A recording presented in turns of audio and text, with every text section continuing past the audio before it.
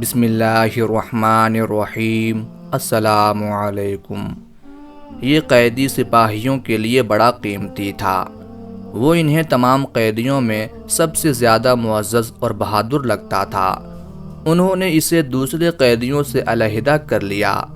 وہ اسے بڑی حفاظت کے ساتھ زنجیروں سے جکڑے ہوئے تھے، لیکن اس کے باوجود انہیں یہ دھڑکا ہر لمحے لگا ہوا تھا کہ کہیں یہ قیدی ان کی گرفت سے نکل کر بھاگ نہ جائے۔ مگر وہ قیدی اس قدر اطمینان اور بے فکری سے ان کے ساتھ چل رہا تھا کہ دیکھنے والا بھی یہ خیال نہیں کر سکتا تھا کہ وہ بھاگنے کا ارادہ رکھتا ہے۔ دراصل یہ قیدی اپنے ساتھیوں کے بغیر بھاگنے کا تصور بھی نہیں کر سکتا تھا۔ یہ قیدی اس لیے قیمتی تھا کہ رومی سپاہیوں کے ایک علاقائی حاکم نے اعلان کر رکھا تھا کہ مجھے عرب قوم کا ایسا شخص زندہ حالت میں چاہیے جو ان کے بڑے لوگوں میں سے ہو، اور یہ قیدی اسی قوم سے تعلق رکھتا تھا جس کا مطالبہ حاکم نے کیا تھا۔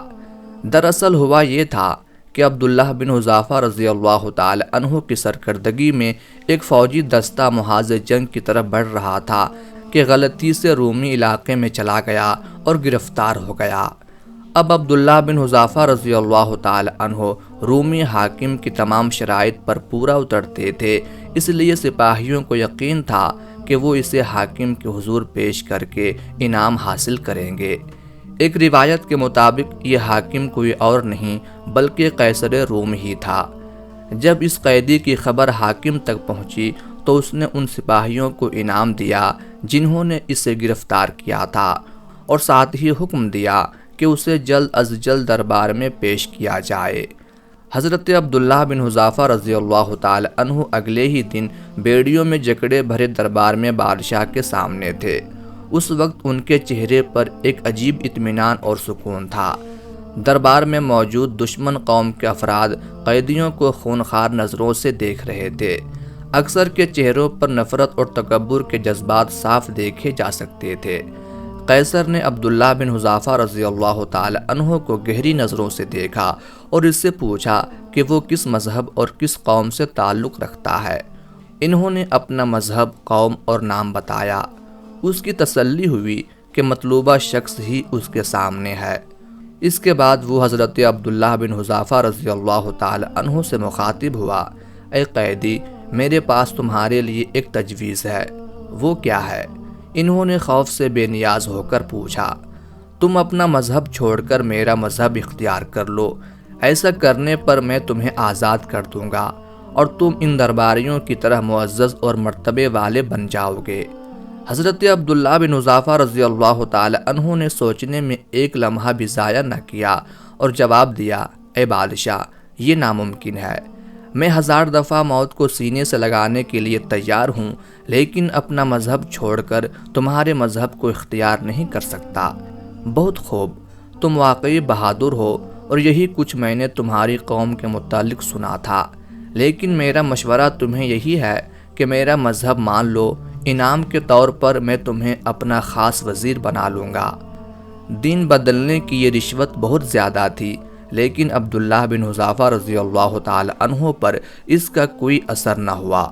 وہ اسی طرح بے نیازی سے بولے، اللہ کی قسم، تم دین بدلنے کے عوض مجھے اپنی پوری سلطنت کے ساتھ میرے اپنے وطن کی بھی بادشاہت دے دو تو پھر بھی مجھے تمہاری پیشکش قبول نہیں۔ زنجیروں سے بندھے ایک بے بس قیدی کے اس جواب پر پہلی مرتبہ بادشاہ کے چہرے پر غصے کے آثار آئے۔ وہ بھڑک کر بولا، میں تمہیں قتل کرا دوں گا۔ جواب ملا، ضرور کرو، لیکن یہ توقع مت رکھنا کہ میں اپنا دین بدل لوں گا۔ حضرت عبداللہ بن حذافہ رضی اللہ تعالی عنہ قرآن میں دی اس رعایت کو خوب جانتے تھے، جس میں جان بچانے کی خاطر کلمہ کفر کہنے کی اجازت دی گئی ہے۔ یہ اجازت سورہ نحل میں ان الفاظ میں دی گئی ہے کہ جو اپنے ایمان لانے کے بعد اللہ کا کفر کرے گا بجز اس کے جس پر جبر کیا گیا ہو اور اس کا دل ایمان پر جمع ہوا ہو، لیکن جو کفر کے لیے سینہ کھول دے گا تو اس پر اللہ کا غضب اور عذاب عظیم ہے۔ حضرت عبداللہ بن حذافہ رضی اللہ تعالی عنہ جانتے تھے کہ آیت کی روح سے وہ اگر محض زبان سے قیصر کی فرمائش پوری کر دیں گے تو ان پر کوئی مواخذہ نہیں ہوگا، لیکن وہ جانتے تھے اپنی جان بچانے کی خاطر اس رعایت سے شاید ہی کسی مسلمان نے فائدہ اٹھایا ہو، اس لیے انہوں نے عزیمت کی راہ اپنائی اور قیصر کی پیشکش کو پائے حقارت سے ٹھکرا دیا۔ اس کو پھانسی پر چڑھا دو، بادشاہ نے چیخ کر حکم دیا۔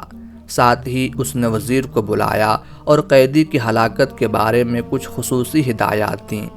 وزیر نے حکم جلاد تک پہنچا دیا۔ فوراً ہی قیدی کو ایک تختے سے باندھ دیا گیا اور جلاد تیر کمان ہاتھ میں اٹھا کر اس کا نشانہ لینے لگا۔ اس نے بڑی احتیاط سے نشانہ لیا اور تیر چھوڑ دیا۔ تیر عین نشانے پر لگا، ٹھیک وہاں جہاں اسے ہدایت کی گئی تھی۔ بادشاہ نے وزیر کے ذریعے سے حکم دیا تھا کہ تیر قیدی کے دل میں نہیں بلکہ ہاتھ پر مارا جائے کہ اس کا ایک بازو زخمی ہو جائے، اور واقعی قیدی کا ہاتھ زخمی ہو گیا تھا۔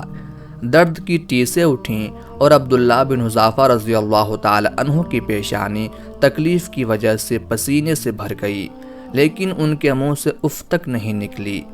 اس نازک موقع پر بادشاہ نے ایک مرتبہ پھر اسے اپنا دین بدلنے کا مشورہ دیا، مگر انہوں نے پوری شدت سے انکار کر دیا۔ بادشاہ نے جلاد کو دوسرا تیر چلانے کا حکم دیا۔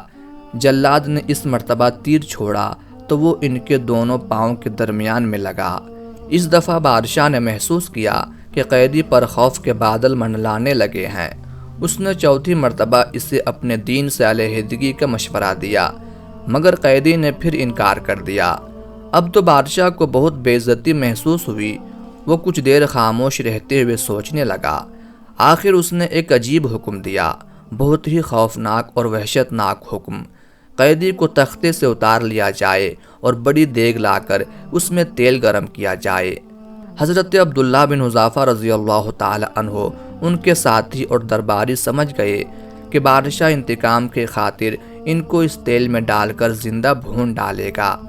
حکم کے مطابق ایک بڑے میدان میں آگ جلائی گئی، اس پر دیگ رکھ کر تیل ڈالا گیا۔ جب تیل کھولنے لگا تو بادشاہ نے انتہائی شفاف آواز میں حکم دیا، اس قیدی کی قوم کے 2 افراد کو لایا جائے۔ اس حکم نے پہلی مرتبہ حضرت عبداللہ بن حذافہ رضی اللہ تعالی عنہ کو پریشان کر دیا۔ ان کے چہرے پر فکر مندی اور خوف کے اثرات اب واضح طور پر دیکھے جا سکتے تھے، اور جب حکم کے مطابق 2 قیدی سامنے لائے گئے تو ان کا خوف 2 چند ہو گیا۔ وہ اپنے بے قصور ساتھیوں کے انجام کو صاف محسوس کر رہے تھے، لیکن انہوں نے پچھلے تجربے سے یہی نتیجہ اخذ کیا، یہ قیصر کی صرف گیدڑ بھبکی ہے، وہ اصل میں صرف انہیں ڈرانا چاہتا ہے، اس لیے وہ خاموش رہے۔ لیکن پھر ان کے ذہن میں آیا کہ کہیں قیصر اس دفعہ سنجیدہ ہی نہ ہو۔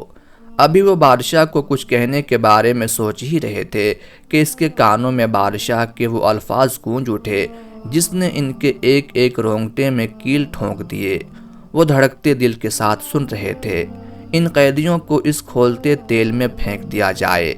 حکم کی فوراً تعمیل ہوئی۔ ان کو اپنی آنکھوں پر یقین نہ آیا، لیکن حقیقت یہی تھی کہ انہوں نے اپنی زندگی کا سب سے دہشت ناک منظر دیکھا تھا۔ ان کے 2 ساتھیوں کو تیل میں پھینک دیا گیا تھا اور وہ بے بسی کی تصویر بنے انہیں پھٹی ہوئی آنکھوں سے دیکھتے رہے۔ وہ دونوں مجاہد چشم زدن میں زندگی سے آزاد ہو گئے۔ بادشاہ کی آنکھوں کی شیطانی چمک کچھ اور بڑھ گئی تھی۔ وہ پھنکارتے ہوئے بولا، اے قیدی، اب تیرے لیے آخری موقع ہے، اب بھی چھوڑ دے اپنے دین کو اور موت کے بجائے زندگی قبول کر لے۔ حضرت عبداللہ بن حذافہ رضی اللہ تعالی عنہ نے نفرت، غصے اور حقارت کا بھرپور مظاہرہ کرتے ہوئے اس مرتبہ بھی انکار کر دیا۔ بادشاہ کی ضد بھی ختم ہو گئی اور وہ زور سے چلایا، پھینک دو اس گستاخ کو دیگ میں۔ سپاہیوں نے انہیں پکڑا اور گھسیٹتے ہوئے تیل کی دیگ کے قریب لے آئے۔ اس موقع پر بادشاہ اور اس کے درباریوں نے عجیب منظر دیکھا۔ وہ دیکھ رہے تھے کہ حضرت عبداللہ بن حذافہ رضی اللہ تعالی عنہ کی آنکھوں سے ٹپ ٹپ آنسو گر رہے ہیں۔ بادشاہ کو پہلی مرتبہ اپنی ضد کی فتح کے آثار دکھائی دیے۔ اس نے ہاتھ اٹھا کر سپاہیوں کو روکا۔ دربار میں شور مچ گیا۔ وہ آپس میں کہہ رہے تھے، دیکھو قیدی رو رہا ہے۔ موت، اور وہ بھی اس قدر خوفناک موت، یقیناً موت کی تکلیف کا تصور کر کے رو رہا ہے۔ بادشاہ نے قیدی کو قریب لانے کا حکم دیا۔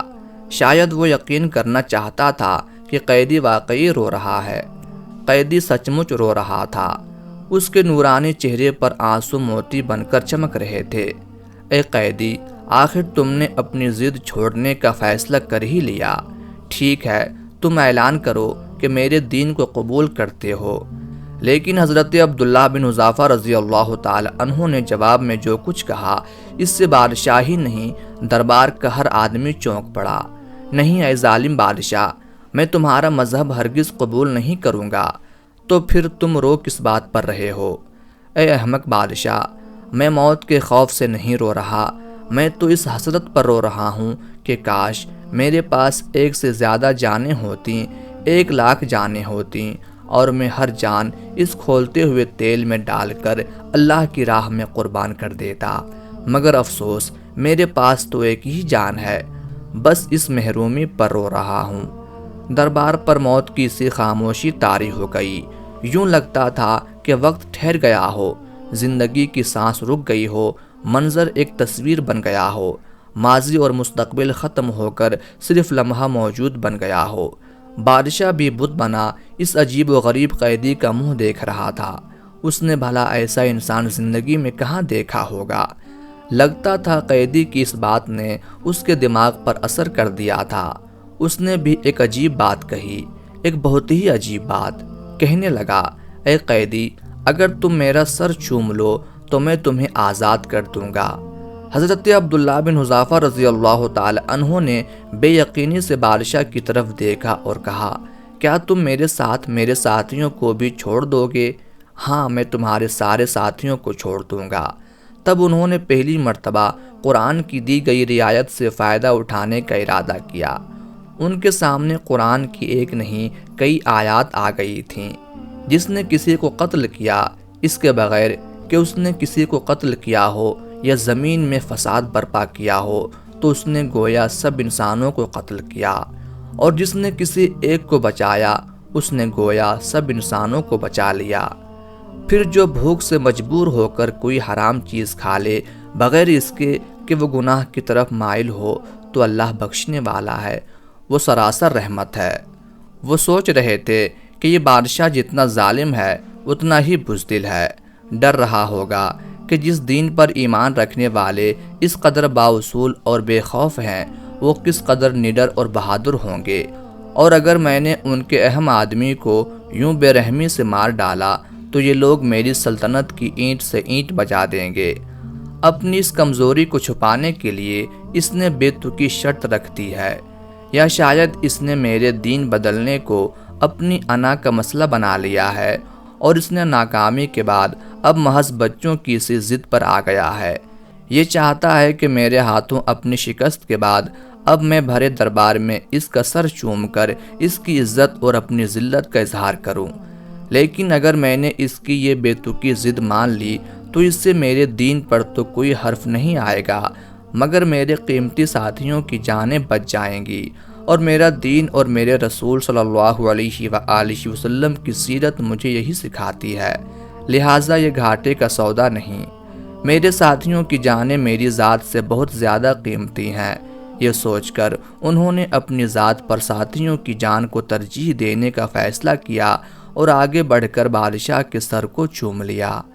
بادشاہ نے فوراً انہیں اور ان کے باقی ساتھیوں کو آزاد کرنے کا حکم دے دیا۔ خلیفہ ثانی حضرت عمر فاروق رضی اللہ تعالی عنہ مسجد نبوی میں بیٹھے تھے۔ حضرت عبداللہ بن حذافہ رضی اللہ تعالی عنہ ان کے سامنے بیٹھے تھے۔ ان کی زبانی سارا واقعہ سننے کے بعد بولے، اے عبداللہ بن حذافہ رضی اللہ تعالی عنہ، تم پر ہزارہ رحمتیں نازل ہوں۔